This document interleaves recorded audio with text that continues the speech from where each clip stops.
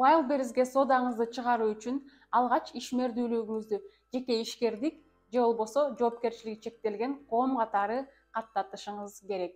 Бул видеодо болсо жоопкерчилиги чектелген коом катары кантип каттатуу керек, ошол тууралуу кыскача айтып бермекчимин.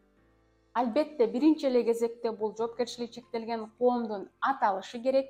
Экинчиден дареги, өзүңүздүн жашаган үйүңүздү көрсөтсөңүз болот же сизге тиешелүү офис, имараттарды көрсөтсөңүз болот.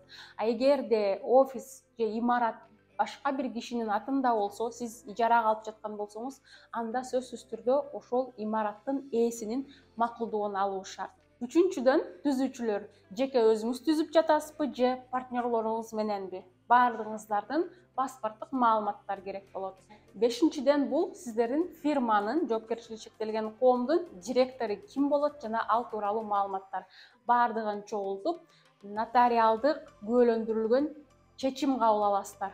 Экономикалык ишмердиктин түрү катары 47-91 кодун тандасаңыз болот. Аталган документтерди топтоп, Юстиция министрлигине тапшырасыз. Мындан кийинки этаптар тууралуу кийинки видеолордо айтып бермекчимин.